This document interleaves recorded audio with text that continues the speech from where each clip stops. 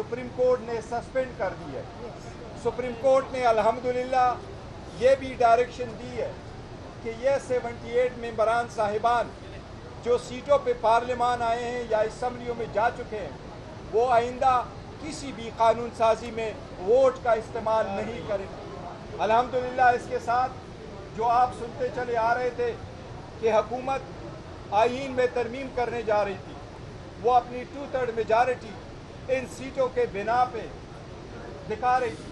अल्हम्दुलिल्लाह उसका सदबाब हो गया। अब इंशाअल्लाह ताला हुकूमत नाकाम होगी और वो 2/3 मेजॉरिटी से महरूम है।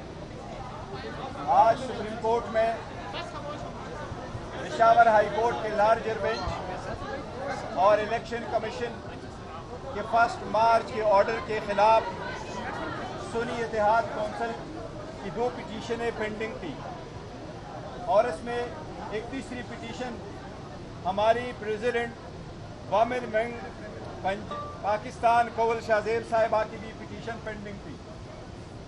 ये इलेक्शन कमीशन का वो ऑर्डर था जिसमें इलेक्शन कमीशन ने वोमेन और नॉन मुस्लिम की रिजर्व सीटें सुन्नी इत्तेहाद कौंसिल को रिफ्यूज़ कर दी थी और हमारी वो रिजर्व सीटें जो 11 नॉन मुस्लिम की थी और 67 वोमेन की सीट थी, ये टोटल 78 सीट्स दूसरी पार्टी को एलोकेट कर दी थी। इलेक्शन कमीशन के उस ऑर्डर को 1 मार्च के ऑर्डर को 13 मार्च और 14 मार्च को पेशावर हाई कोर्ट के लार्जर बेंच ने अपहोल्ड कर दिया था। इस एंटायर प्रोसेस में हम हमेशा यही कहते रहे कि हमारे साथ गैर आईनी और गैर कानूनी सलूक हुआ है और इलेक्शन कमीशन का ऑर्डर गैर आईनी था और लॉ में सस्टेनेबल नहीं था। हम थ्रू आउट ये कहते रहे कि किसी भी पॉलिटिकल पार्टी को आईन के मुताबिक उसकी जीती हुई सीटों से ज़्यादा सीटें नहीं मिल सकती। हम यही कहते रहे कि ये 80 सीटें जो सुन्नी इत्तेहाद कौंसिल की थी, जो पीटीआई बे कैंडिडेट्स ने सुन्नी इत्तेहाद कौंसिल को ज्वाइन करके जिस पे सुन्नी इत्तेहाद कौंसिल का हक था, ये उनकी थी। लेकिन इलेक्शन कमीशन ने 4 मार्च को ये सारे सीटें दूसरी पार्टी को एलोकेट कर दी थी, वो नेशनल असम्बली में भी और तीनों प्रोविंशियल असम्बली में भी, सिंध, पंजाब और केपीके असम्बलीज में। पंजाब, सिंध और नेशनल असम्बली में वोमेन और नॉन मुस्लिम ने ओथ उठाया था, जबकि हमारा यही स्टैंड था कि सुप्रीम कोर्ट फैसला करने दे। इसी वजह से केपीके में रिजर्व सीटों पे वोट नहीं लिया गया था। आज अल्हम्दुलिल्लाह सुप्रीम कोर्ट ने लीव ग्रांट कर दी है। इलेक्शन कमीशन का ऑर्डर 1 मार्च 2024 का और पेशावर हाई कोर्ट के लार्जर बेंच का ऑर्डर 14 मार्च 2024 का सुप्रीम कोर्ट ने सस्पेंड कर दी है।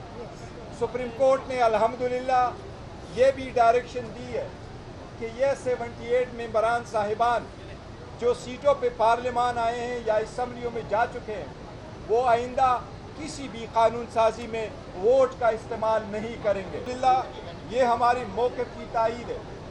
हमने पहले मरतबा पहले दिन जिस वक्त नेशनल असम्बली का इजलास हुआ तो वोट उठाने से पहले हमने ये पॉइंट आउट कर लिया था कि सबसे पहले ये पार्लियामान उन लोगों से कंप्लीट हो जिनका ये हक बनता है।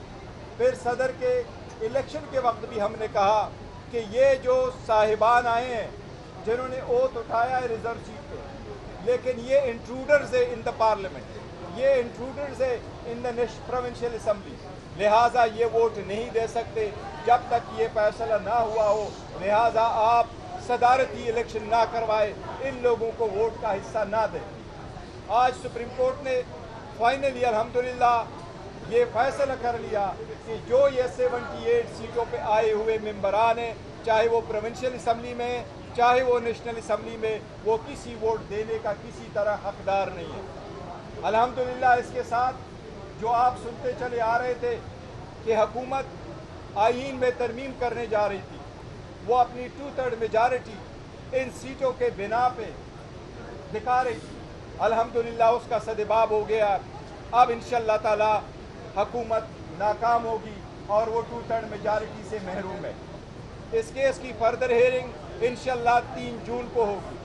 ہم پہلے دن سے یہ کہتے چلے آ رہے تھے اور سپریم کورٹ سے استدعا کی آ رہے تھے، ایون ہم نے جو پٹیشن فارم 45 پہ فائل کی ہے کہ وہ لوگ جو الیکشن ہار چکے تھے قانون اور آئین کے مطابق، پریزائڈنگ افسران نے ان کے جیسے ووٹ کاؤنٹ کیے تھے، ریٹرننگ افسران نے آئین اور قانون کے مطابق جو اپنے ٹیلی کی تھی اس کے مطابق اگر آپ جمع کر لیتے تو پاکستان کی تحریک انصاف کی نیشنل اسمبلی میں 180 سیٹیں ہیں۔